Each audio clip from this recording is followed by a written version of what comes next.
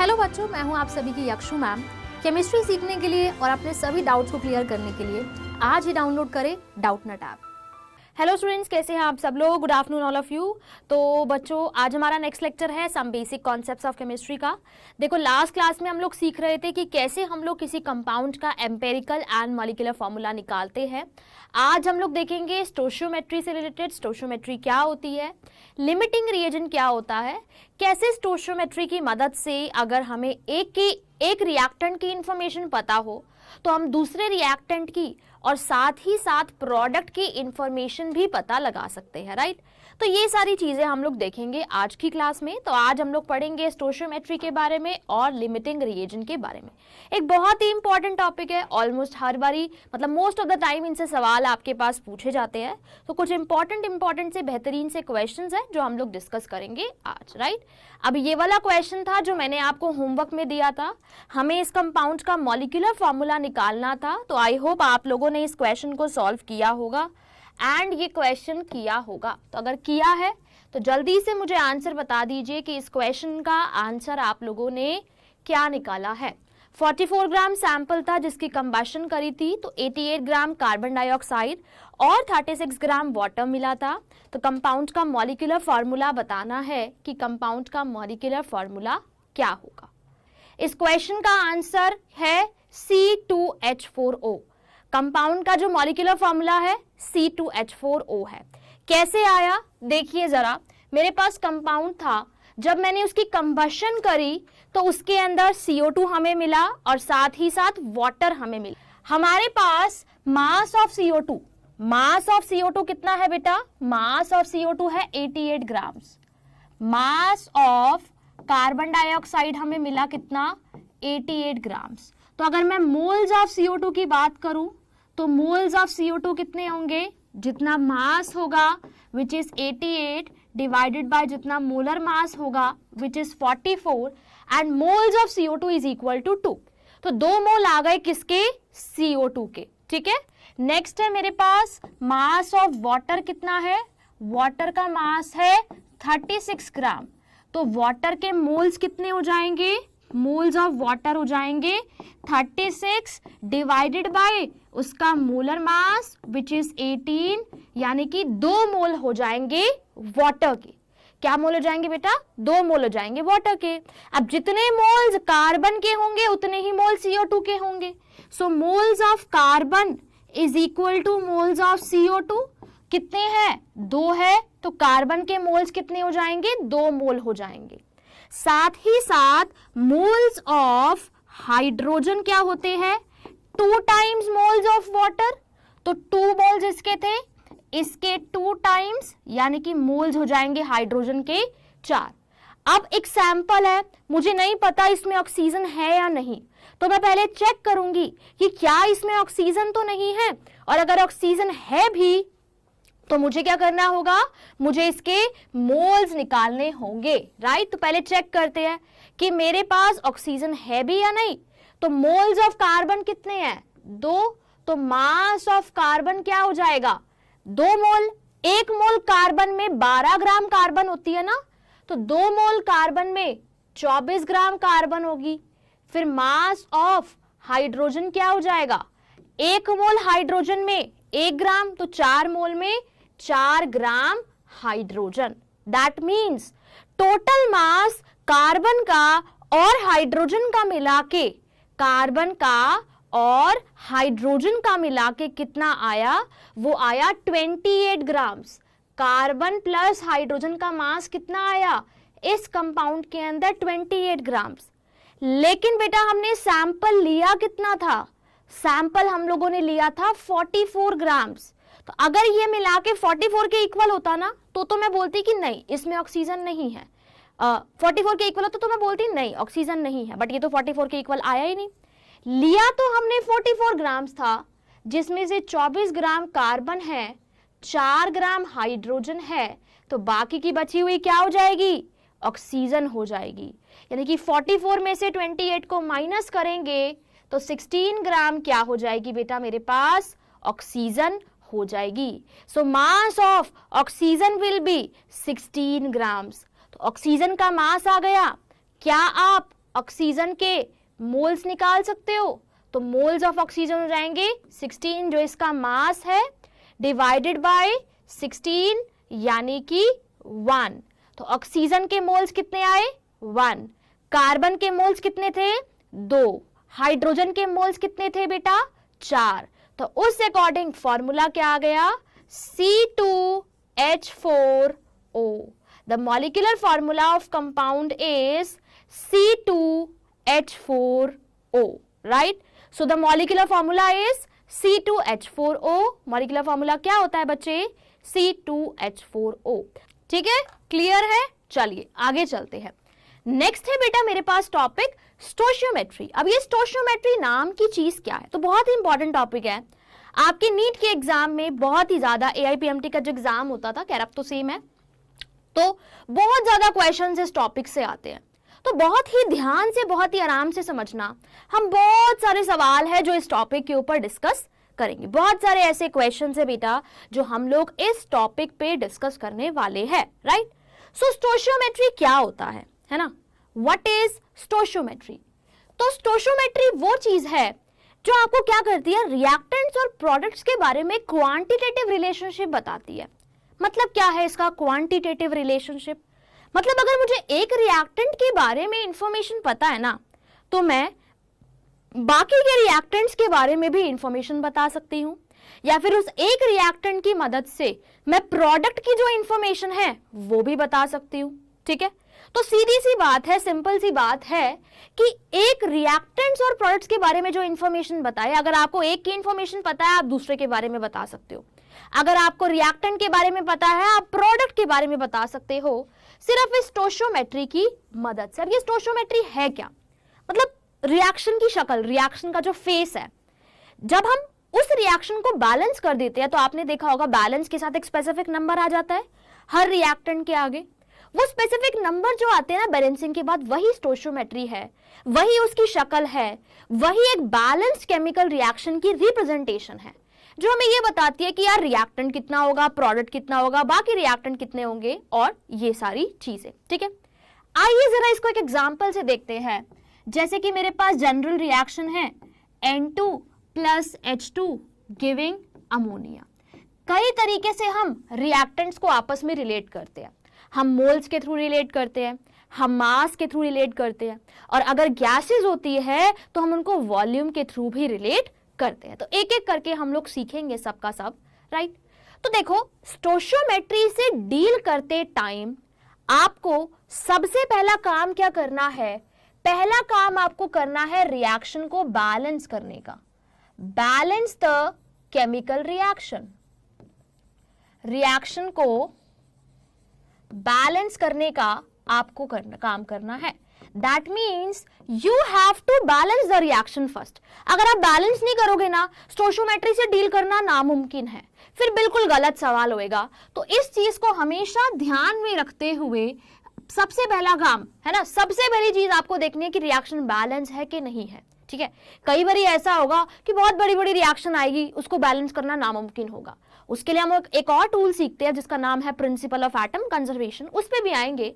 But अभी हम लोग पहले सीखते हैं कि स्टोशियोमेट्री क्या होती है, क्यों मैंने बोला कि बैलेंसिंग करना जरूरी है, राइट। तो मैंने ये रिएक्शन लिखी है, बैलेंस तो है नहीं, तो पहले मैं इसको बैलेंस कर लेती हूँ। N2 plus 3H2 giving 2 ammonia, 2 nitrogen 2 nitrogen, 6 hydrogen 6 hydrogen, right. तो आपके पास अब ये जो रिएक्शन है ना बेटा, ये रिएक्शन कैसी है, एक बैलेंस रिएक्शन है, राइट। अब इस बैलेंस रिएक्शन के अंदर नाइट्रोजन की स्टोशियोमेट्री 1 है, हाइड्रोजन की 3 है, अमोनिया की 2 है। नाइट्रोजन की स्टोशियोमेट्री 1 है, हाइड्रोजन की 3 है, अमोनिया की 2 है। सीधी सी बात है, आप देख सकते हो, है ना। नाइट्रोजन की 1 है, हाइड्रोजन की 3 है और अमोनिया की 2 है। अब इसको देख के आपको क्या पता लगता है, इसको देख के आपको ये पता लगता है कि एक मोल नाइट्रोजन रिएक्ट कर रहा है, react with 3 mole hydrogen, 3 mole hydrogen के साथ, और रिएक्ट करके वो to give 2 mole ammonia, react करके वो 2 मोल अमोनिया आपको देगा। कैसे पता लगा मुझे? रिएक्शन की स्टोइकियोमेट्री से पता लगा, रिएक्शन की शक्ल देख के पता लगा कि वो बोल रहा है कि 1 मोल नाइट्रोजन 3 मोल हाइड्रोजन के साथ रिएक्ट करेगा और 2 मोल अमोनिया बनाएगा। ठीक है, अब सीधी सी बात है, 1 मोल नाइट्रोजन 3 मोल हाइड्रोजन के साथ रिएक्ट करेगा और 2 मोल अमोनिया बनाएगा। अगर वो मुझे इस तरीके से बोले कि भाई मेरे पास तो 20 मोल नाइट्रोजन है, मेरे पास तो 20 मोल नाइट्रोजन है, इस 20 मोल नाइट्रोजन के साथ कितना हाइड्रोजन रिएक्ट करेगा और कितना अमोनिया फॉर्म होगा? इस 20 मोल नाइट्रोजन के साथ कितना हाइड्रोजन रिएक्ट करेगा और कितना अमोनिया फॉर्म होगा, तुम मुझे ये बताओ। तो कुछ नहीं करना, आपको यूनिटरी मेथड से चलना है। बस आपको पता है 1 मोल नाइट्रोजन 3 मोल हाइड्रोजन के साथ रिएक्ट कर रहा है, 1 मोल नाइट्रोजन 3 मोल हाइड्रोजन के साथ रिएक्ट कर रहा है, तो 20 मोल नाइट्रोजन 20 इंटू 3 यानी कि 60 मोल हाइड्रोजन के साथ रिएक्ट करेगा। किसके साथ रिएक्ट करेगा? 60 मोल हाइड्रोजन के साथ रिएक्ट करेगा। सीधी सी बात है। तो 1 मोल नाइट्रोजन 3 मोल के साथ रिएक्ट करेगा और 2 मोल अमोनिया देगा। 20 मोल नाइट्रोजन 60 मोल के साथ रिएक्ट करेगा। किसके साथ रिएक्ट करेगा? 60 मोल के साथ रिएक्ट करेगा, है ना।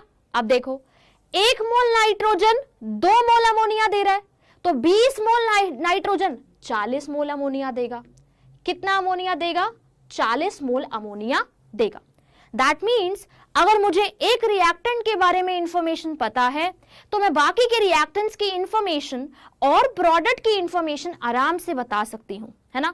अगर मुझे एक रिएक्टेंट के बारे में पता है तो मैं बाकी के रिएक्टेंट्स और प्रोडक्ट्स की इंफॉर्मेशन इजीली बता सकती हूं, राइट। ये हमने डील किया मोल की टर्म्स में। अगर वो बोलता 30 मोल नाइट्रोजन है तो भी बता देते यार 90 मोल हाइड्रोजन मिलेगी और 60 मोल अमोनिया मिलेगा, बता देते, कोई दिक्कत वाली बात नहीं है। तो सबसे पहले हमने देखा कि कैसे हम मोल्स के थ्रू रिएक्टेंट्स को और प्रोडक्ट्स को इनकी स्टोइकियोमेट्री की मदद से रिलेट कर सकते हैं, राइट। सिमिलर तरीके से हम लोग मास की टर्म्स में भी रिएक्ट कर सकते हैं। सिमिलर तरीके से बेटा हम लोग मास की टर्म्स में भी रिएक्ट कर सकते हैं। कैसे रिएक्ट कर सकते हैं आइए जरा देखते हैं। अब देखो फिर से मेरे पास रिएक्शन क्या थी? N2 plus 3H2 giving 2 ammonia, ये रिएक्शन थी, है ना। अब नाइट्रोजन 1 मोल नाइट्रोजन है, 1 मोल नाइट्रोजन का मास कितना होगा? 1 मोल N2 का मास कितना होगा? 28 ग्राम, है ना। तो मैं बोल सकती हूं क्या? 28 gram nitrogen react with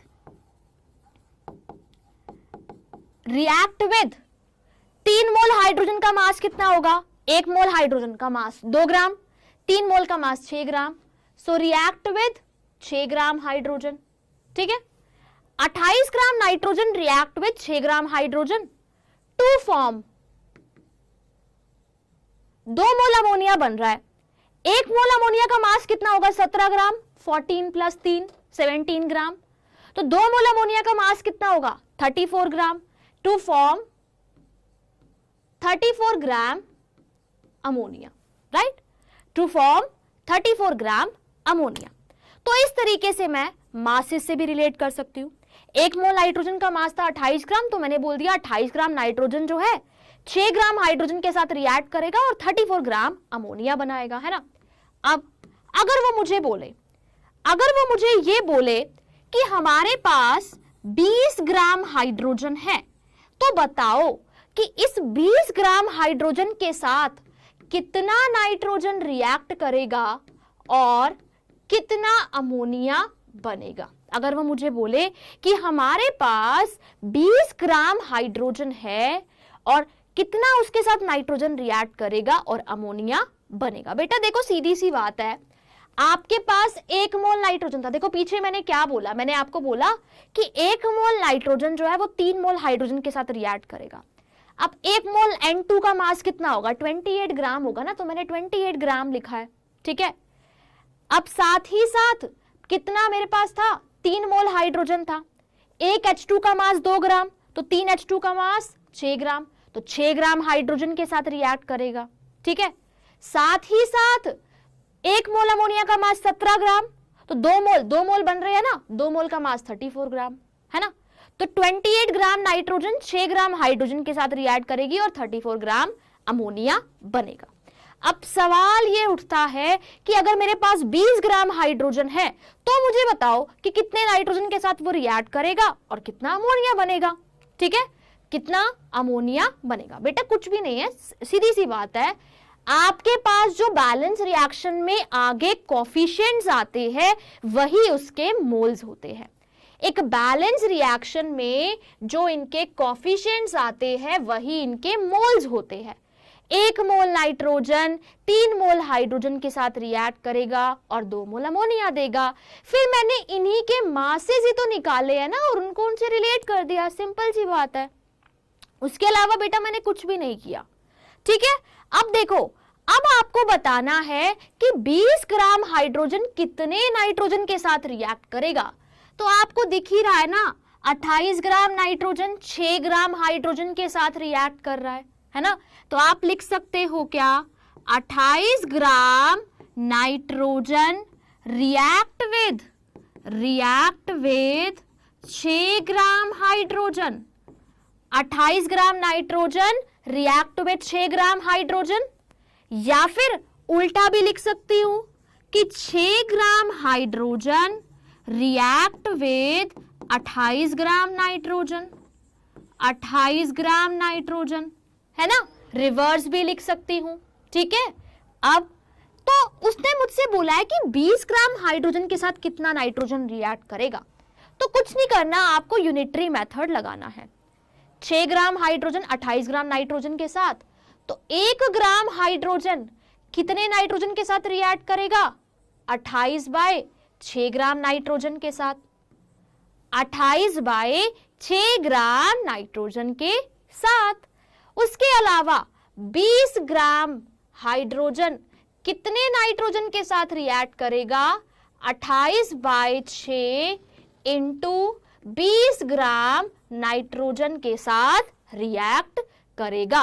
28 bye 6 into 20 gram nitrogen के साथ रिएक्ट करेगा।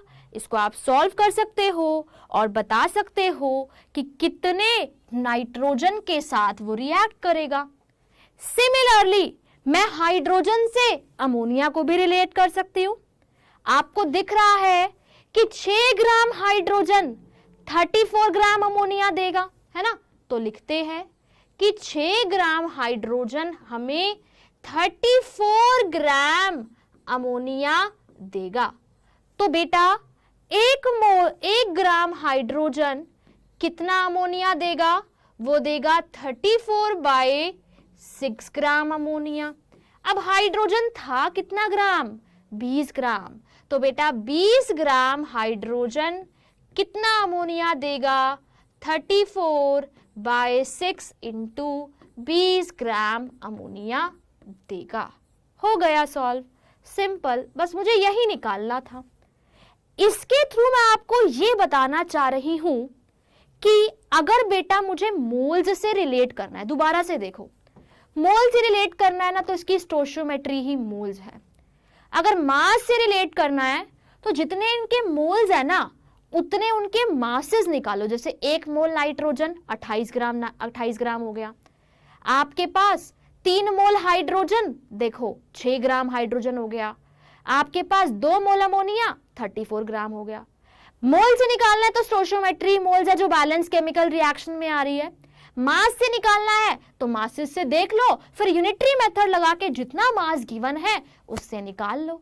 तो आपके पास एक रिएक्टेंट की अगर इंफॉर्मेशन हो तो आप बाकी के रिएक्टेंट्स की और प्रोडक्ट्स की इंफॉर्मेशन बहुत ही इजीली निकाल सकते हो, बहुत ही इजीली कैलकुलेट कर सकते हो। चिंता मत करो, बहुत सारे क्वेश्चंस करेंगे, एकदम परफेक्ट हो जाओगे फिर आप।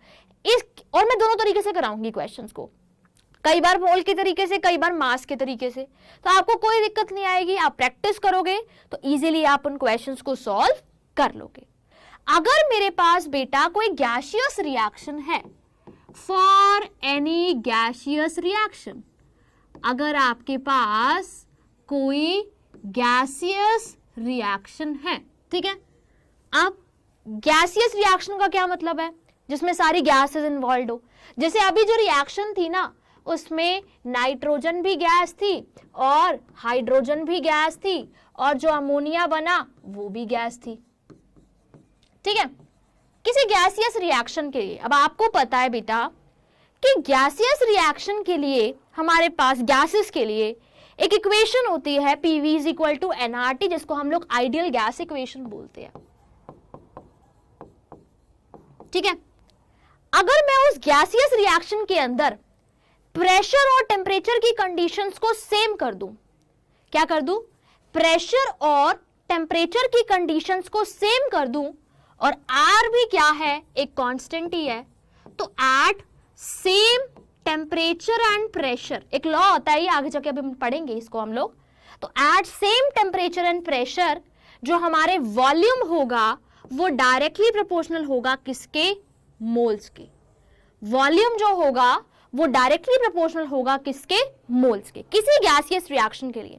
PV is equal to nRT होता है। अगर मैं same temperature and pressure conditions पे बात करूं तो प्रेशर भी कांस्टेंट, टेम्परेचर भी कांस्टेंट, R भी कांस्टेंट। उस केस में जो वॉल्यूम होगा ना वो मोल्स के प्रोपोर्शनल होता है। तो देखो पहले मैं क्या बोल रही थी, पहले मैं बोल रही थी कि 1 मोल नाइट्रोजन जो है वो 3 मोल हाइड्रोजन के साथ रिएक्ट करेगा और 2 मोल अमोनिया बनाएगा। और क्या बनाएगा, 2 मोल अमोनिया बनाएगा, है ना। अब मैं मोल्स की टर्म्स में ना बोल के, अगर मेरे पास सेम प्रेशर और टेम्परेचर कंडीशन है तो मैं ये भी बोल सकती हूं, क्योंकि मोल्स और वॉल्यूम प्रोपोर्शनल होते हैं, तो मैं ये भी बोल सकती हूं कि 1 वॉल्यूम नाइट्रोजन जो है वो 3 वॉल्यूम हाइड्रोजन के साथ रिएक्ट करेगा और वो 2 वॉल्यूम अमोनिया बनाएगा। क्या बनाएगा, 2 वॉल्यूम अमोनिया बनाएगा। ठीक है, अब यहां पे वॉल्यूम का क्या मतलब है ना, वॉल्यूम से क्या मतलब है, तो वॉल्यूम हमारे पास ml भी हो सकता है, लीटर में भी हो सकता है। मैं ये भी बोल सकती हूं कि 1 लीटर नाइट्रोजन 3 लीटर हाइड्रोजन के साथ रिएक्ट करेगा और 2 लीटर अमोनिया बनाएगा। मैं ये भी बोल सकती हूं कि 1 ml नाइट्रोजन 3 ml हाइड्रोजन के साथ रिएक्ट करेगा और 2 ml अमोनिया बनाएगा। किसी भी तरीके से मैं बोल सकती हूं। फॉर एग्जाम्पल, अगर वो मुझे बोल रहा है कि हमारे पास ना 150 ml हाइड्रोजन है, बताइए जरा कि इस 150 ml हाइड्रोजन के साथ कितना नाइट्रोजन रिएक्ट करेगा। 150 ml हाइड्रोजन के साथ कितना नाइट्रोजन रिएक्ट करेगा, तो देखो जरा, जो इनकी स्टोइचियोमेट्री से मोल्स थे वही इनके वॉल्यूम थे। तो हमने क्या देखा कि 3 वॉल्यूम हाइड्रोजन 1 वॉल्यूम नाइट्रोजन के साथ रिएक्ट करेगा। हमने ये देखा कि 3 वॉल्यूम हाइड्रोजन रिएक्ट करेगा किसके साथ, 1 वॉल्यूम नाइट्रोजन के साथ, है ना, 1 वॉल्यूम हाइड्रोजन के साथ। तो मैं ये बोल सकती हूं क्या कि 1 वॉल्यूम हाइड्रोजन रिएक्ट करेगा 1/3 वॉल्यूम नाइट्रोजन के साथ। यूनिटरी मेथड, 3 के साथ 1, 1 के साथ 1/3, है ना। अब हमारे पास 150 ml हाइड्रोजन है, वो कितने के साथ रिएक्ट करेगा, 150/3 ml नाइट्रोजन के साथ, यानी कि 50 ml नाइट्रोजन के साथ। 150/3 ml नाइट्रोजन के साथ, यानी कि 50 ml नाइट्रोजन के साथ। किसके साथ बेटा, 50 ml नाइट्रोजन के साथ। तो जैसे मोल्स को रिलेट कर रहे थे गैसेस के लिए, अगर टेम्परेचर और प्रेशर कंडीशन सेम है तो उसके मोल्स और उसके वॉल्यूम डायरेक्टली प्रोपोर्शनल होंगे। जैसे हम लोग मोल्स को रिलेट कर रहे थे वैसे ही हम लोग वॉल्यूम को रिलेट करते हैं, और वॉल्यूम को रिलेट करते हुए फिर हम एक रिएक्टेंट, अगर एक गैसियस रिएक्टेंट के बारे में पता है तो दूसरे गैसियस रिएक्टेंट के बारे में भी हम लोग पता लगा सकते हैं। ऐसे ही अगर मेरे पास 150 ml हाइड्रोजन है तो बताइए ये 150 ml हाइड्रोजन कितने ml अमोनिया देगा। जल्दी से सॉल्व करो और मुझे बताओ कि 150 ml हाइड्रोजन जो है वो कितने ml अमोनिया देगा। जल्दी से बताओ बेटा, 150 ml हाइड्रोजन कितने ml अमोनिया देगा? इसी स्टोइचियोमेट्री को देखते हुए सॉल्व करो और बताओ मुझे। Answer is 100 ml। देखो 3 वॉल्यूम हाइड्रोजन 2 वॉल्यूम अमोनिया दे रहा है, तो मैं बोल सकती हूं कि 3 वॉल्यूम हाइड्रोजन 2 वॉल्यूम अमोनिया देगा, है ना। 3 वॉल्यूम हाइड्रोजन 2 वॉल्यूम अमोनिया देगा, तो मैं बोल सकती हूं क्या 1 वॉल्यूम हाइड्रोजन 2/3 वॉल्यूम अमोनिया देगा, है ना। तो है कितना 150 ml, तो 150 ml कितना देगा 2/3 इंटू 150 ml, ये हो जाएगा 50 इंटू 2, यानी कि हमें 100 ml अमोनिया मिलेगा। 100 ml अमोनिया मिलेगा। अभी हम सिर्फ और सिर्फ स्टोइचियोमेट्री से डील कैसे करना है वो सीख रहे हैं। आगे इसमें कुछ कॉन्सेप्ट आता है, एक बहुत ही बेहतरीन कॉन्सेप्ट जिसका नाम है लिमिटिंग रिएजेंट, और उस लिमिटिंग रिएजेंट के अंदर हमें बहुत सारी चीजें और एक रिएक्शन में प्रोडक्ट के बारे में इंफॉर्मेशन लगाते हुए हमें देखनी पड़ती है। तो वैसे क्वेश्चंस वो कॉन्सेप्ट भी करेंगे।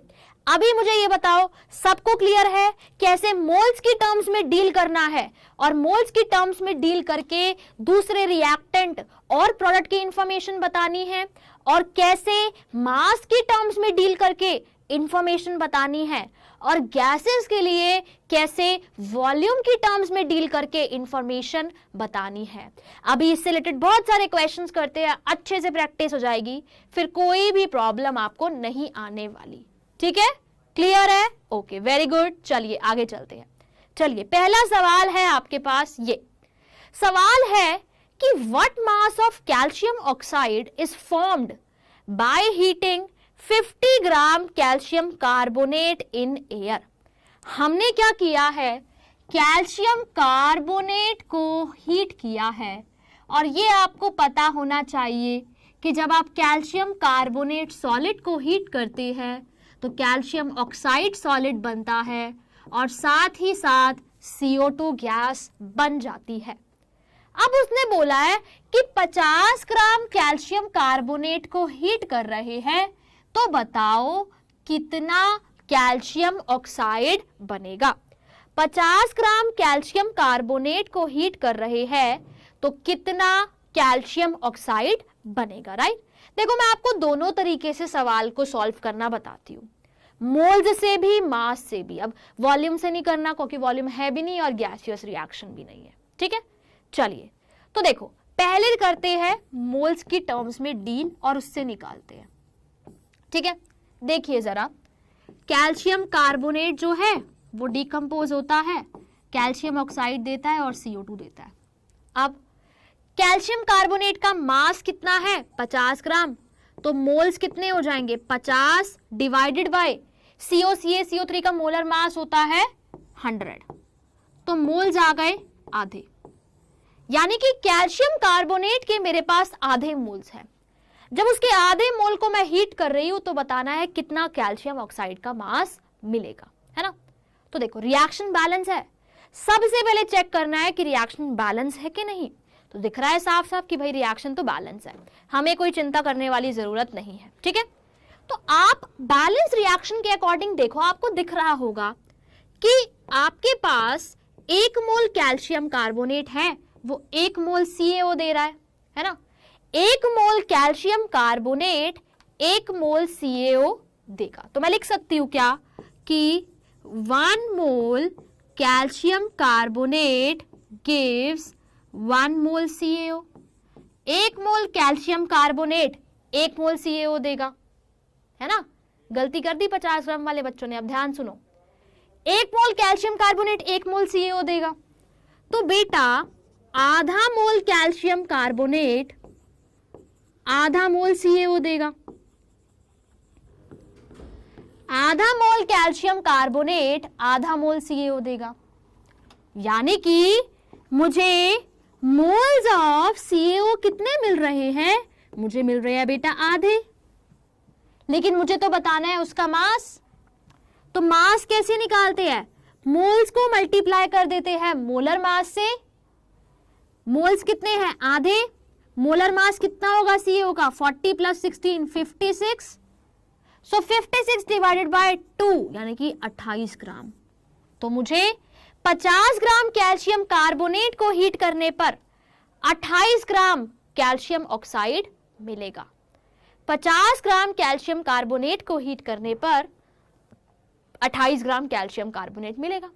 पहले मैंने देखा कि 1 मोल से कितना मिलेगा, फिर मैंने एक्चुअल मोल्स निकाले कि है कितने मोल्स, फिर उतने से देखा कितने मोल्स मिलेंगे, फिर मोल से मास निकाल लिया, आंसर आ गया। तो मोल्स की टर्म्स में कैसे किया मैंने सवाल, आपको क्लियर है? फिर देखते हैं कि अगर मुझे मास की टर्म्स में डील करना हो और फिर क्वेश्चन को सॉल्व करना हो तो कैसे करेंगे। पहले मुझे ये बताओ, इतना क्लियर है आप सभी को? सेकंड मेथड से और देख लेते हैं फिर, है ना? चलो आगे चलते हैं। अब मास के टर्म्स में, अब देखना मास की टर्म्स में डील करना आपको आसान लगेगा इस क्वेश्चन के लिए। कैसे देखो, कैल्शियम कार्बोनेट जब हीट होता है तो हमें क्या मिलता है, कैल्शियम ऑक्साइड मिलता है और CO2 मिलता है ना? 1 मोल कैल्शियम कार्बोनेट है, 1 मोल CO है और 1 मोल CO2 है। 1 मोल कैल्शियम कार्बोनेट का मास है 100 ग्राम, 1 मोल कैल्शियम ऑक्साइड का मास है 56 ग्राम और इसका मास है 44 ग्राम। यानी कि मैं बोल सकती हूं क्या कि 100 ग्राम कैल्शियम कार्बोनेट मुझे 56 ग्राम कैल्शियम ऑक्साइड देगा। 100 ग्राम कैल्शियम कार्बोनेट मुझे 56 ग्राम कैल्शियम ऑक्साइड देगा। मुझे बताना है कि 50 ग्राम कितना देगा, तो 1 ग्राम कैल्शियम कार्बोनेट कितना देगा, 56 अपॉन 100 ग्राम कैल्शियम कार्बोनेट देगा, सॉरी कैल्शियम ऑक्साइड देगा।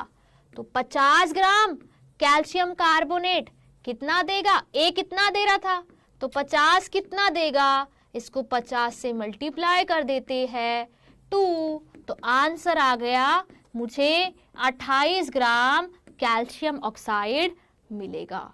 तो मास से डील करके तो भाई मैंने डायरेक्टली बता दिया, कुछ ही सेकंड्स का सवाल था। तो कई बारी आपके लिए मास से डील करना आसान होगा और कभी कभी आपके लिए मोल्स से डील करना आसान होगा। आपको सवाल देखते ही पता चल जाएगा जब आप प्रैक्टिस करते रहोगे कि कहाँ पे मुझे मास लगाना है और कहाँ पे मुझे मोल्स लगाना है। जैसे जैसे आप सवालों को देखोगे आपको खुद एक्सपीरियंस होगा, आप खुद ही पहचान जाओगे।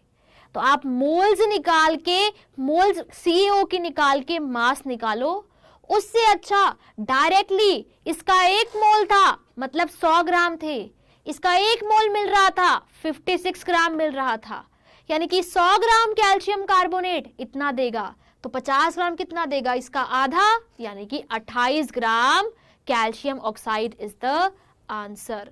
So my answer is 28 grams CaO। दोनों तरीके से सेम आया है, कैसे भी करके क्वेश्चन को सॉल्व कर सकते हैं। ठीक है, चलो फिर एक क्वेश्चन करो सॉल्व। क्वेश्चन है आपके पास ये, if 1 mole of ethanol completely burns to form CO2 and water, mass of CO2 formed is, ethanol क्या होगा, C2H5OH, इसको बर्न कर रहे हैं तो ये कंप्लीटली बर्न हो रहा है और हमें CO2 दे रहा है और वाटर दे रहा है। वो बोल रहा है कि इसका 1 मोल बर्न किया है, बताओ CO2 कितना मिलेगा, बताइए CO2 कितना मिलेगा। तो जल्दी से इस क्वेश्चन को सॉल्व कीजिए और मुझे बताइए क्या आंसर आएगा। जल्दी से सॉल्व करो बेटा। सबसे पहले बैलेंस करना है, बैलेंस करके मोल्स निकालो CO2 के, फिर मोल्स से मास निकाल लो। ठीक है, answer is 88 grams. Very good, बहुत अच्छे, 88 ग्राम, वेरी वेरी गुड। देखो पहले क्या करते हैं, बैलेंस करते हैं, इधर 2 कार्बन इधर भी 2 कार्बन कर लेते हैं। ठीक है, कार्बन तो बैलेंस हो गई। अब इधर कितनी हाइड्रोजन है, 6, इधर कितनी है 2, तो इसको 3 से मल्टीप्लाई कर देते हैं, हाइड्रोजन भी बैलेंस हो गई। अब करनी है ऑक्सीजन, 2 2 4 और 3 7, 7 इसको 3 कर देते हैं तो 6 इधर और 1 इधर। यस, हाइड्रोजन भी ऑक्सीजन भी बैलेंस हो गई, तो रिएक्शन मेरी बैलेंस हो गई। अब वो बोल रहे हैं कि 1 मोल इथेनॉल कितने मास CO2 देगा, तो पहले मोल्स निकाल लो CO2 के। तो आपको दिख रहा है ना, 1 मोल इथेनॉल 2 मोल CO2 दे रहा है, 1 मोल इथेनॉल 2 मोल CO2 दे रहा है, यानी कि मोल्स ऑफ CO2 कितने मिल रहे हैं? 2 मोल। तो बेटा मास ऑफ CO2 कितना मिलेगा? मास ऑफ CO2 मिल जाएगा 2 इंटू 44 यानी कि 88 ग्राम्स। कितना मास मिलेगा हमें? 88 ग्राम्स मिल जाएगा। बस सिंपल सी बात है ना, उसने एक ही मोल बोले थे और मुझे दिख रहा है साफ साफ कि 1 मोल 2 मोल देगा, तो 2 मोल CO2 मिलेंगे। That means mass of CO2 कितना मिल जाएगा? 88 ग्राम्स मिल जाएगा। हो गया क्वेश्चन सॉल्व। यही सिंपल सा क्वेश्चन था, जो सिंपल सा, ऐसे सिंपल क्वेश्चन ही आते हैं, ज्यादा मुश्किल नहीं आते। बस आप कॉन्सेप्ट को पकड़ो, देखो कैसे सवालों को सॉल्व करना है और उसी बेसिस पे अपने क्वेश्चन को सॉल्व करो। ठीक है, चलिए नेक्स्ट क्वेश्चन पे चलते हैं। नेक्स्ट क्वेश्चन है, what volume of CO2 at 373 kelvin and 1 atmosphere is formed by heating 200 gram calcium carbonate. वो मुझे बोल रहा है कि अगर हम लोग 200 ग्राम कैल्शियम कार्बोनेट को हीट करेंगे तो बताओ कितना CO2 का वॉल्यूम मिलेगा, है ना? और किस पे? 273 केल्विन पे और 1 एटमॉस्फेयर पे, यानी कि ये STP वाली कंडीशंस पे वॉल्यूम पूछ रहा है। और मुझे पता है कि अगर मुझे मोल्स पता चल जाए तो मैं इन कंडीशंस पे उसका वॉल्यूम बता सकती हूं।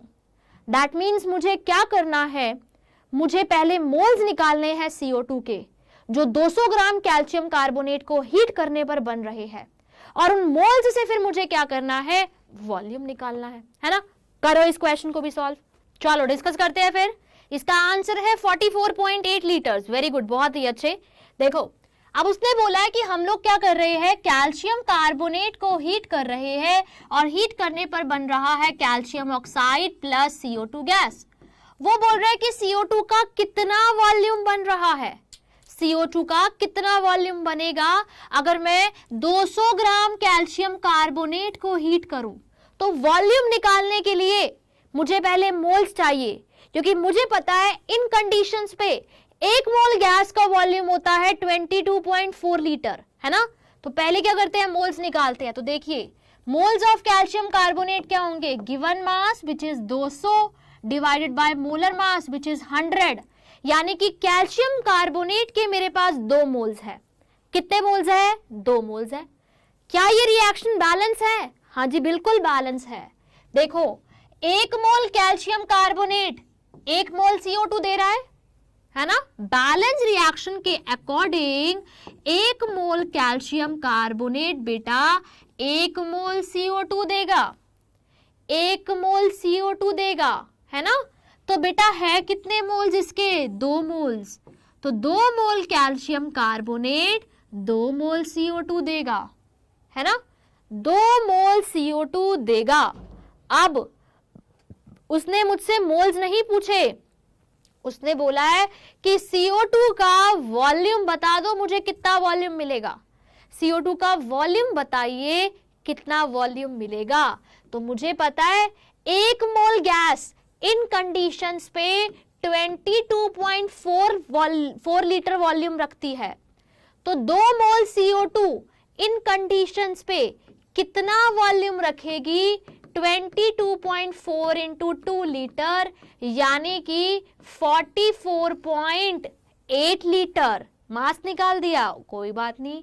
तो इस तरीके से हम लोग अगर इन कंडीशंस पे गिवन है तो हम मोल्स निकाल के मोल्स से वॉल्यूम भी निकाल सकते हैं, जो उसने हमसे क्वेश्चन में पूछा था। तो क्वेश्चन बिल्कुल सेम था, बस आपको इतना छोटा सा दिमाग लगाना था कि 1 मोल का वॉल्यूम, मोलर वॉल्यूम जो होता है वो 22.4 लीटर होता है।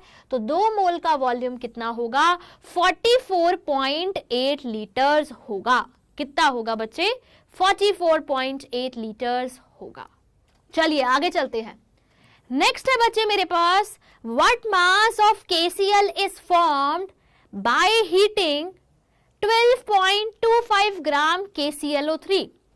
वो बोल रहा है कि हमने 12.25 ग्राम KClO3 को हीट किया है, तो बताइए कितना KCl बनेगा और कितना ऑक्सीजन बनेगा।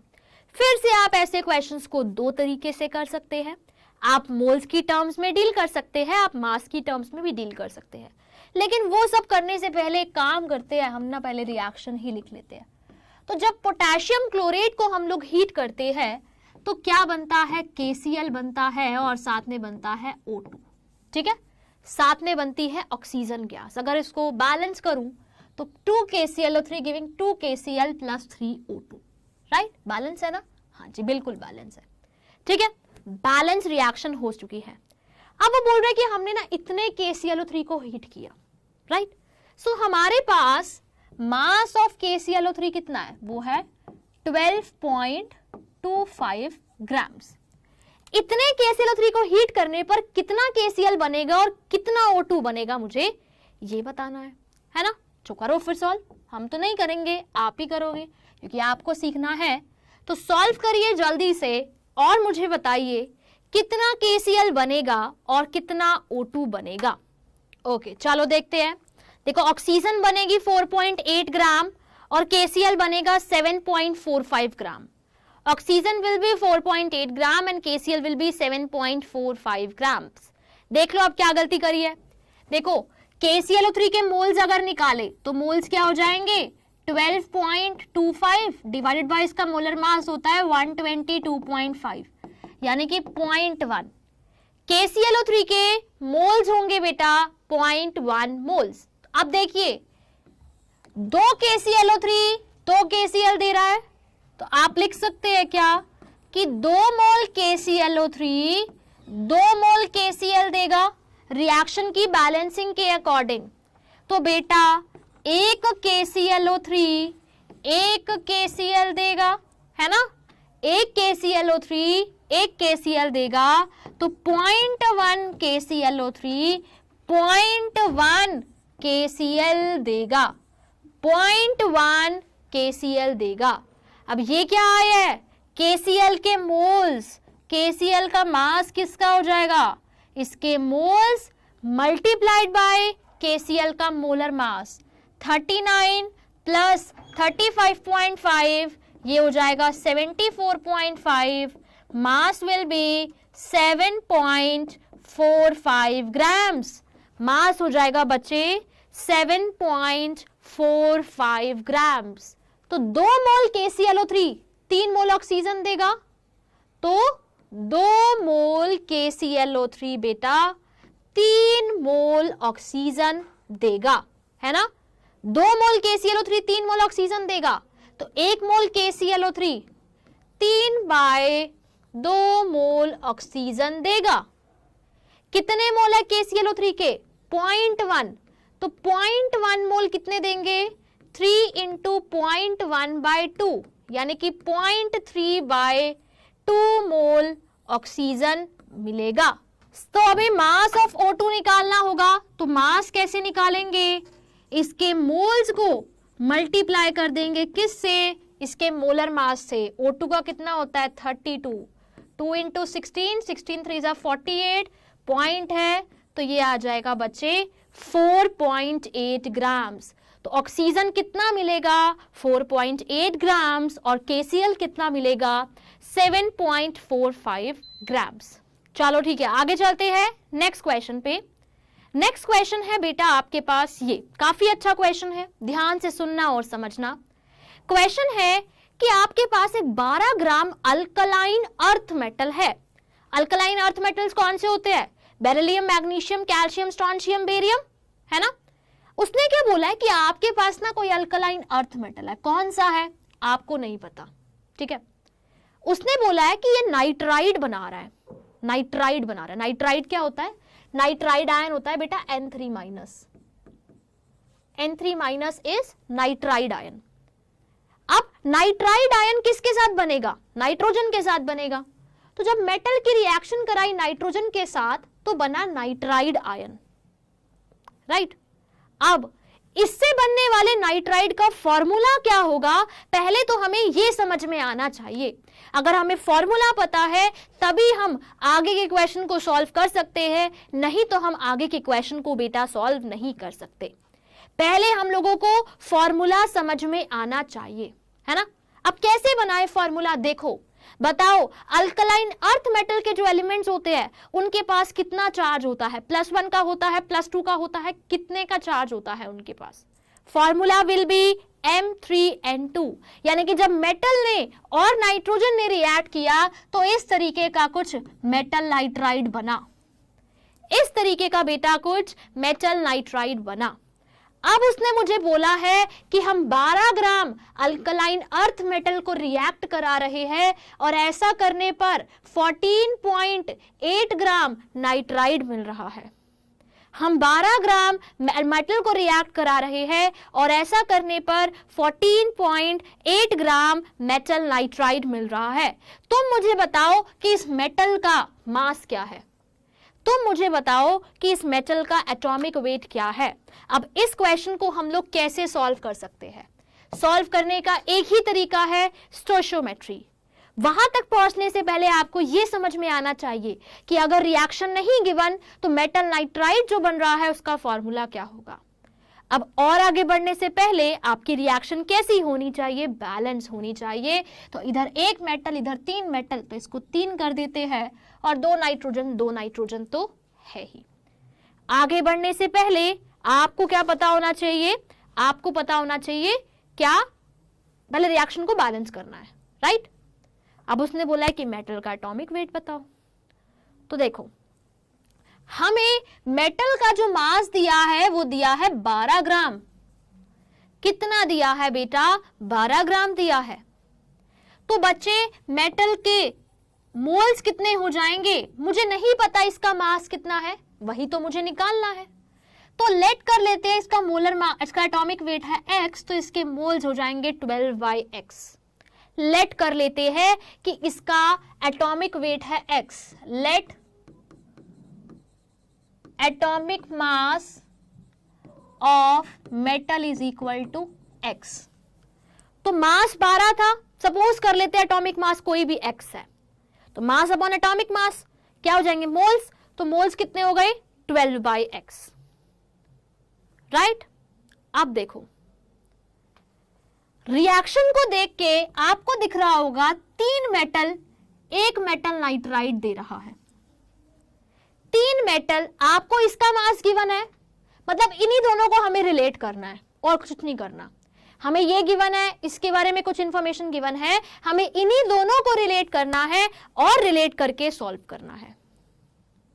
ठीक है? तो आपको दिख रहा होगा कि 3 मेटल 1 मेटल नाइट्राइड देगा, 3 मोल मेटल 1 मोल मेटल नाइट्राइड देंगे। तो बेटा 1 मोल मेटल कितना मेटल नाइट्राइड देगा? वो 1/3 मोल मेटल नाइट्राइड देगा। वो 1/3 मोल मेटल नाइट्राइड देगा। 3 मोल मेटल 1 मोल मेटल नाइट्राइड देगा।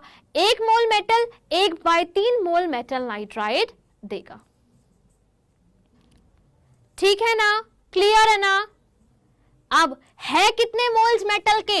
12/x। तो 12/x मोल मेटल कितना मेटल नाइट्राइड देगा? 12/x इंटू 1/3, यानी कि 4/x मोल मेटल नाइट्राइड देगा। मेटल नाइट्राइड के मोल्स आए हैं, मुझे मास गिवन है। कैसे निकालेंगे?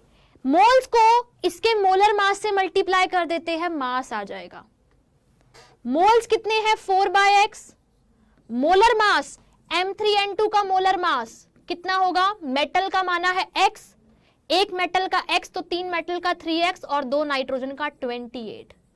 तो मोल्स को अगर मैं मोलर मास से मल्टीप्लाई कर दूं तो मास आ जाएगा, और मास मिल कितना रहा है? 14.8 मिल रहा है। यहां से मेरे पास x की वैल्यू आएगी, और जो x की वैल्यू आएगी वही होगा मेरा एटॉमिक मास ऑफ मेटल।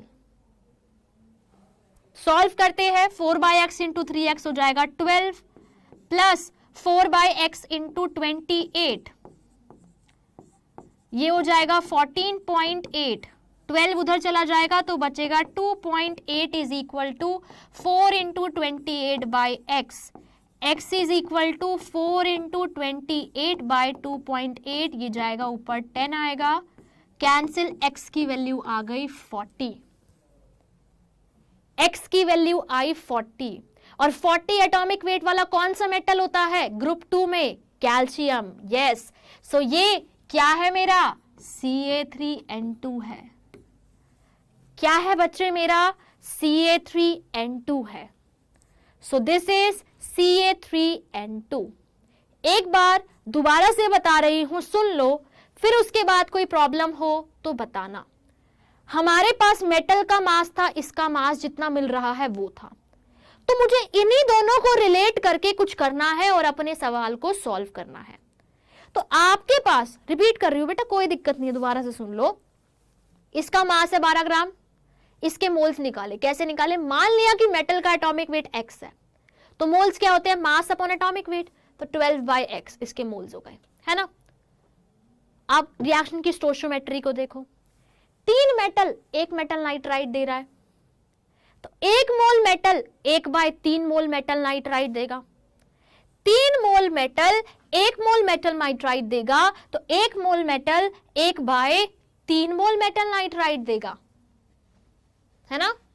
अब है कितने मोल्स मेटल्स के? इतने, तो इतने मोल मेटल 1/3 इंटू 12/x मोल मेटल नाइट्राइट देगा, यानी कि मेटल नाइट्राइट के मोल्स कितने मिल रहे हैं? इतने। लेकिन मुझे तो मेटल नाइट्राइट का मास गिवन है कि मुझे 14.8 मिल रहा है, तो इसके मोल्स को मैंने क्या किया? मेटल नाइट्राइट के मोलर मास से मल्टीप्लाई किया। 4/x थे इसके मोल, मेटल नाइट्राइट का मोलर मास क्या हो गया? 3x प्लस 28, एक मेटल का x, 3 मेटल का 3x प्लस 28, 2 नाइट्रोजन का, तो 4/x into 3x plus 28 metal nitrite का मास हो गया, उसके मोल्स इंटू इसका मोलर मास। और मिल कितना रहा है मेटल नाइट्रेट? 14.8। यहां से x की वैल्यू निकाल ली, और x क्या है? एटॉमिक वेट ही तो है, ऊपर लिखा हुआ है देखो, एटॉमिक वेट ही तो है। और 40 किसका एटॉमिक वेट होता है? कैल्शियम का होता है, और अल्कलाइन अर्थ मेटल ही है वो, तो यानी कि कौन किसका मेटल नाइट्राइड है? ये कैल्शियम का मेटल नाइट्राइड है। और फॉर्मूला क्या है? Ca3N2। क्या है बेटा फॉर्मूला? Ca3N2। देख सकते हो आप, सामने सामने आपके सवाल है। अगले टॉपिक पे एक बहुत ही इंपॉर्टेंट और बहुत ही बेहतरीन टॉपिक है जिसका नाम है लिमिटिंग रिएजेंट। अब ये एक ऐसा टॉपिक है, देखो अभी तक हम क्या कर रहे थे, अभी तक अगर आपने देखा हो तो जैसे मेरे पास रिएक्शन थी नाइट्रोजन और हाइड्रोजन गिविंग अमोनिया, तो हमने क्या किया? हमने हाइड्रोजन से अमोनिया बता दिया, है ना। हम ऐसा भी तो कर सकते थे कि हम नाइट्रोजन से अमोनिया बता दे कितना बना। हमने हाइड्रोजन से ही क्यों बनाया? हमने हाइड्रोजन से ही क्यों बनाया, है ना। या फिर देखो इस रिएक्शन को देखो, मेरे पास वही जनरल सी रिएक्शन आ गई, nitrogen plus hydrogen giving ammonia, ठीक है। अगर मैं बेटा आपको ये बोलूं कि मेरे पास 6 मोल नाइट्रोजन है और 6 मोल हाइड्रोजन है, बताइए अमोनिया कितना बनेगा? बेटा मोल्स ऑफ मेटल अभी समझाती हूँ, बाद में समझाती हूँ, पहले ये सुन लो, समझा दूंगी वो दोबारा से। अब मैं आपको बोल रही हूँ कि यार बताओ मुझे कि अमोनिया कितना बनेगा, है ना। तो अगर मैं नाइट्रोजन के अकॉर्डिंग निकालू ना अमोनिया, तो वो अलग आएगा। अगर मैं हाइड्रोजन के अकॉर्डिंग निकालू तो वो अलग आएगा। लेकिन ऐसा तो हो नहीं सकता, रिएक्शन तो एक ही है, अमोनिया तो एक ही उसका कुछ पर्टिकुलर अमाउंट बन रहा होगा ना। कैसे अलग आएगा? देखो पहले बैलेंस करते हैं, nitrogen plus 3 hydrogen giving 2 ammonia, ठीक है।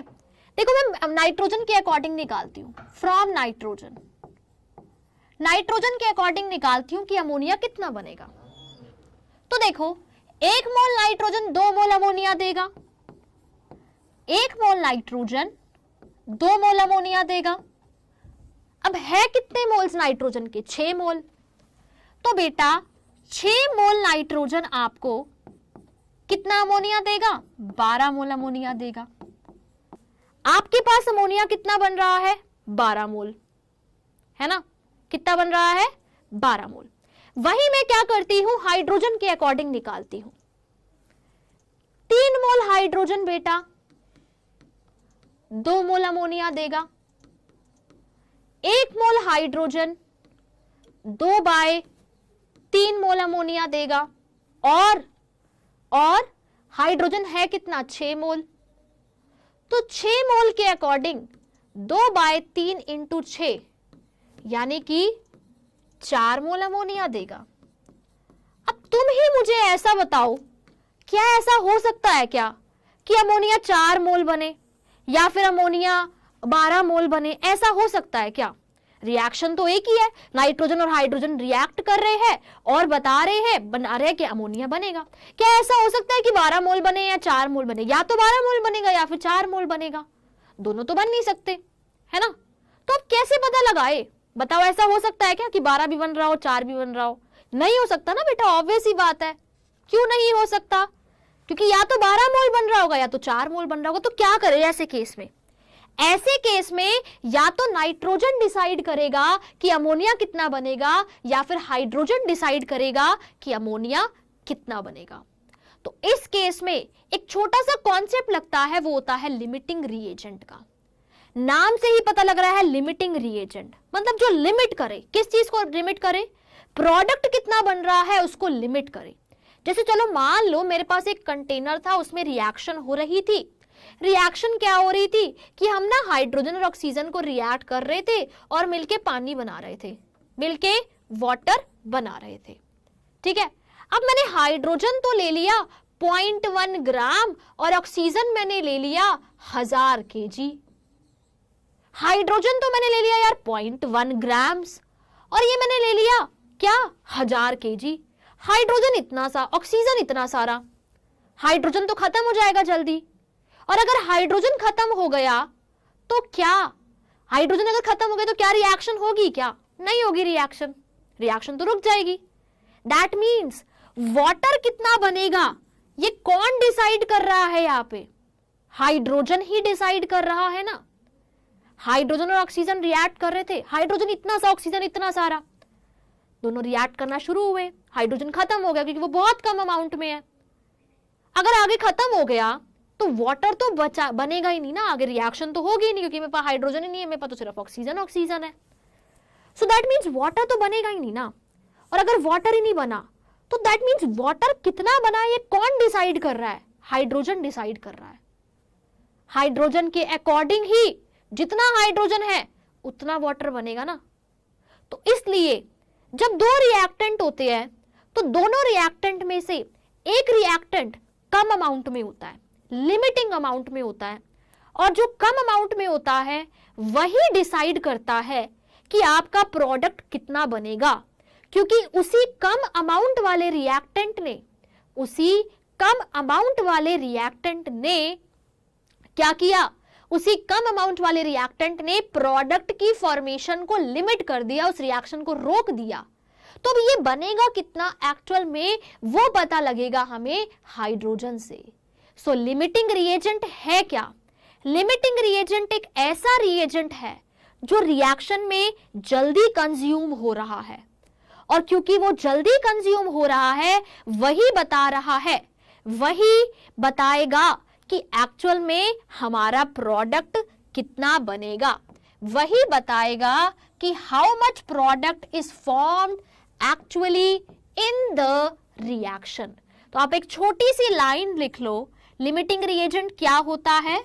The reactant which is completely consumed in reaction, जो एक रिएक्शन में कंप्लीटली कंज्यूम हो जाए उसको हम क्या बोलते हैं? उसको हम बोलते हैं लिमिटिंग रिएजेंट। क्या बोलते हैं? लिमिटिंग रिएजेंट बोलते हैं। And limiting reagent he decide करेगा कि प्रोडक्ट कितना बनेगा। इन दोनों में से जो जल्दी खत्म हो जाएगा, जो लिमिटिंग रिएजेंट होगा, वही डिसाइड करेगा कि अमोनिया कितना बनेगा। सो प्रोडक्ट फॉर्म्ड, या इसको ऐसे लिख लो, amount of product formed is decided by limiting reagent. ये कौन डिसाइड करता है? Limiting reagent. इसको मैं शॉर्ट फॉर्म में LR का नाम दूंगी, है ना, LR। So the reactant which is consumed earlier in reaction, जो जल्दी कंज्यूम हो जाए, जल्दी खत्म हो जाए, और वही डिसाइड करता है कि प्रोडक्ट कितना बनेगा। So the product formed is decided by limiting reagent. अब कैसे पता लगाए किसी रिएक्शन में लिमिटिंग रिएजेंट क्या है? उसके लिए हमें एक छोटा सा मेथड सीखना पड़ेगा। उस मेथड के थ्रू आप किसी भी रिएक्शन के अंदर लिमिटिंग रिएजेंट पता लगा सकते हो। और ये एक ऐसा कॉन्सेप्ट है, अब जब भी आपको स्टोइचियोमेट्री से भी डील करना हो तो चेक कर लेना हमेशा, क्या यहाँ पे कोई लिमिटिंग रिएजेंट तो नहीं है, क्योंकि जो लिमिटिंग रिएजेंट होगा वही डिसाइड करेगा कि प्रोडक्ट कितना बनेगा। ऐसे मत कर देना कि दोनों रिएक्टेंट दे रहे हो, किसी को भी उठा के प्रोडक्ट बता दिया, नहीं। अब आपको हमेशा चेक करना पड़ेगा, always check for limiting reagent. हमेशा बच्चे चेक करो क्या कोई लिमिटिंग रिएजेंट है तो नहीं, क्योंकि अगर LR आ गया तो वही बताएगा कि आपका एक्चुअल में प्रोडक्ट कितना बनेगा, उसी के अकॉर्डिंग। और इससे रिलेटेड बहुत सारे सवाल आपके प्रीवियस ईयर में पूछे गए हैं, वो सभी डिस्कस करेंगे हम लोग, है ना। लेकिन उससे पहले निकालना सीखते हैं कि एक्चुअल में हमारा LR होगा क्या, एक्चुअल में हमारा लिमिटिंग रिएजेंट होगा क्या, कैसे हम लोग निकालते हैं। तो आइए देखते हैं, क्या इसमें नाइट्रोजन ही लिमिटिंग रिएजेंट है या फिर हाइड्रोजन है। तो उसके लिए आपको कुछ स्टेप्स को फॉलो करना होगा, कुछ चीजों को ध्यान में रखना होगा। जैसे कि से आप हेडिंग डाल सकते हो, आइडेंटिफिकेशन ऑफ LR।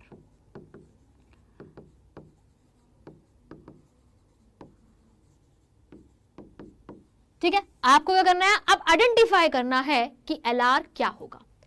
सबसे पहले क्या करना है, राइट बैलेंस्ड केमिकल इक्वेशन। फिर से वही काम, एक बैलेंस केमिकल इक्वेशन लिखो। सबसे पहला काम आपको, स्टेप्स में तभी लिख रही हूं, right the balance chemical equation. सबसे पहले आपको क्या करना है, बैलेंस केमिकल इक्वेशन लिखनी है। उसके बाद राइट मोल्स ऑफ रिएक्टेंट्स, जितने भी रिएक्टेंट्स हैं उनके मोल्स लिखो। थर्ड स्टेप में क्या करो, डिवाइड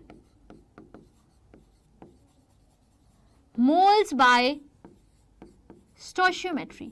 जो इनके मोल्स है उसको स्टोइचियोमेट्री से क्या कर दो, डिवाइड कर दो। ऐसा करने पर कुछ नंबर आएंगे, उस नंबर को हम लोग बोलते हैं स्टोइचियोमेट्रिक अमाउंट। ऐसा करने पर कुछ नंबर आएंगे जिसको हम बोलते हैं स्टोइचियोमेट्रिक अमाउंट। अब ये जो स्टोइचियोमेट्रिक अमाउंट होता है वही आपको बताएगा LR क्या है। जिसके लिए स्टोइचियोमेट्रिक अमाउंट छोटा आए वही LR होता है। ठीक है, जैसे 1 के लिए 2 आया है, 1 के लिए 5 आया है, जो 2 है वो कम है और वो LR है।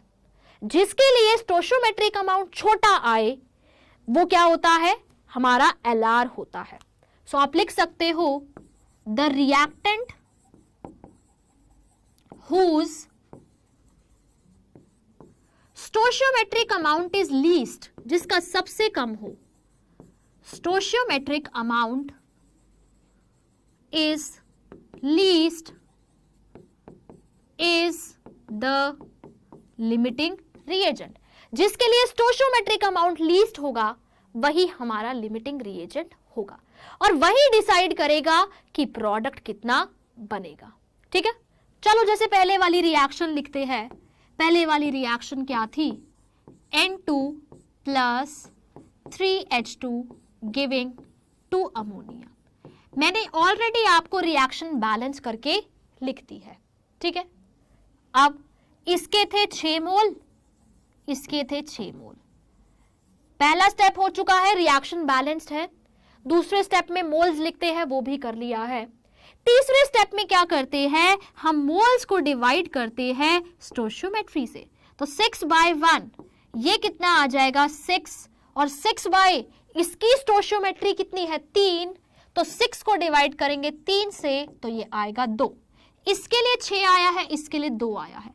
तो जिसके लिए स्टोशियोमेट्रिक अमाउंट लीस्ट आए वही आपका लिमिटिंग रिएजेंट होगा। तो क्योंकि हाइड्रोजन के लिए स्टोशियोमेट्रिक अमाउंट कम आ रहा है, that's why hydrogen is limiting reagent. Hydrogen क्या होगा बच्चे मेरा? लिमिटिंग रिएजेंट होगा। Hydrogen will be limiting reagent. तो इस रिएक्शन में कौन डिसाइड करेगा अमोनिया कितना बनेगा? नाइट्रोजन डिसाइड करेगा कि हाइड्रोजन डिसाइड करेगा? जो हमारा लिमिटिंग रिएजेंट होता है वही डिसाइड करता है कि प्रोडक्ट कितना बनेगा। क्योंकि हाइड्रोजन लिमिटिंग रिएजेंट है, इसलिए यही डिसाइड करेगा कि हमारा अमोनिया कितना बनेगा। इस तरीके से किसी भी रिएक्शन में आपको सबसे पहले रिएक्शन की बैलेंसिंग करनी है, आपको रिएक्टेंट के मोल्स लिखने हैं, मोल्स को स्टोशियोमेट्री के लिए डिवाइड करना है। डिवाइड करने पर जिसके लिए स्टोशियोमेट्रिक अमाउंट लीस्ट आए वही हमारा क्या होगा? लिमिटिंग रिएजेंट होगा। और यहां पे हमने क्या देखा कि यहां पे मेरा हाइड्रोजन क्या है? लिमिटिंग रिएजेंट है। ठीक है, क्लियर है? ऐसे किसी भी रिएक्शन में आप लिमिटिंग रिएजेंट निकाल सकते हो। इससे रिलेटेड बहुत सारे सवाल हैं जो हम लोग डिस्कस करेंगे। अब जब भी रिएक्शन आए, रिएक्शन में वो आपको बोले कि बताओ प्रोडक्ट कितना बनेगा, आपको हमेशा क्या करना है? पहले चेक करना है क्या कोई LR तो नहीं है।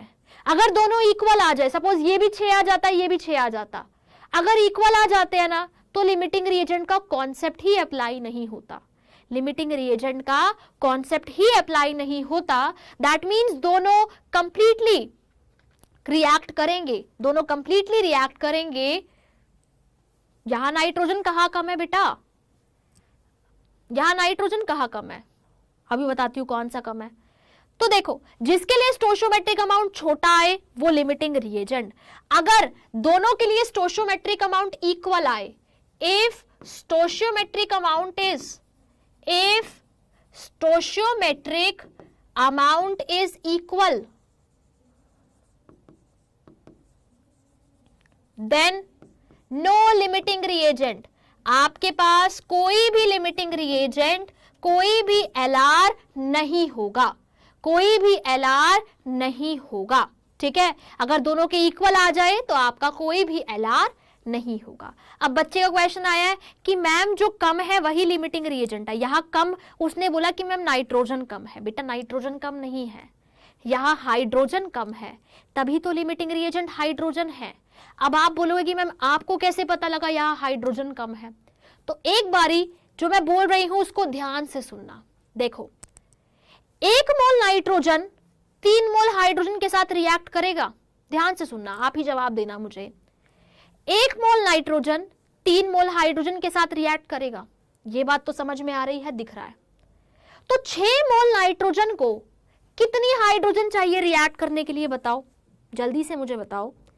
1 मोल नाइट्रोजन 3 के साथ रिएक्ट कर रहा है, तो इस अगर मेरे पास नाइट्रोजन 6 मोल है तो उसको रिएक्ट करने के लिए, कंप्लीटली रिएक्ट करने के लिए कितनी हाइड्रोजन चाहिए? बताइए, बताओ बेटा, जिसने क्वेश्चन पूछा था। 6 मोल को 18 मोल चाहिए, है ना? 1 मोल को 3 मोल चाहिए, तो 6 मोल को 18 मोल चाहिए। लेकिन है कितनी? 6 मोल तो है ना? मेरे पास रिक्वायर्ड अमाउंट कितना था? रिक्वायर्ड अमाउंट था 18 मोल, लेकिन जो एक्चुअल अमाउंट है वो कितना है? 6 मोल। तो जितना चाहिए उससे कम अवेलेबल, यानी कि हाइड्रोजन मुझे चाहिए तो 18 मोल थी, लेकिन है सिर्फ 6 मोल। तो जब जितना चाहिए उससे कम अवेलेबल होता है, तो जो कम अवेलेबल है वो क्या होता है? लिमिटिंग रिएजेंट होता है। तो यहां से मैंने पता लगाया कि हाइड्रोजन क्या है? मेरा लिमिटिंग रिएजेंट है। आप ऐसे भी देख सकते हो, लेकिन अगर सवालों को सॉल्व करना है तो डायरेक्टली मोल्स को स्टोशियोमेट्री से डिवाइड करो। जिसके लिए स्टोशियोमेट्रिक अमाउंट छोटा आए वही आपका लिमिटिंग रिएजेंट हो जाता है। जिसके लिए स्टोशियोमेट्रिक अमाउंट छोटा आए वही आपका लिमिटिंग रिएजेंट हो जाता है। अब बताओ, क्लियर हुआ आपका डाउट कि कौन सा कम है, कैसे पता लगाया? कंसेप्चुअली भी कर सकते हो, लेकिन क्वेश्चन को सॉल्व करने के लिए इतना सोचने की जरूरत नहीं है। डायरेक्ट मोल्स को स्टोइचियोमेट्री से डिवाइड करो और क्वेश्चन कर लो। और एक आपको ये वाला क्वेश्चन ट्राई करके आना है, ठीक है? मतलब जो मैंने समझाया है ना, बस उसी के अकॉर्डिंग पहले लिमिटिंग रिएजेंट निकालो, ठीक है? हाँ बेटा, मैंने बोल दिया था, वो बोल रहे थे कि हम एक बार देखते हैं आपके जो प्रॉब्लम है उसको। तो इस क्वेश्चन को ट्राई करना कि ये वाला क्वेश्चन हो जाए, ठीक है? ट्राई करना, मैं पहले वाला तो करना ही करना है, और इसको ट्राई करके आना। पहले LR निकालना, फिर बताना कि प्रोडक्ट कितना बनेगा। रिएक्शन में लिख लेती हूं, P4 + O2 गिविंग P4O10। आपके पास इस तरीके की कुछ रिएक्शन होगी, ट्राई करना, सॉल्व हो जाएगा, ठीक है? चलिए ठीक है, फिर मिलते हैं कल की क्लास में। Thank you very much.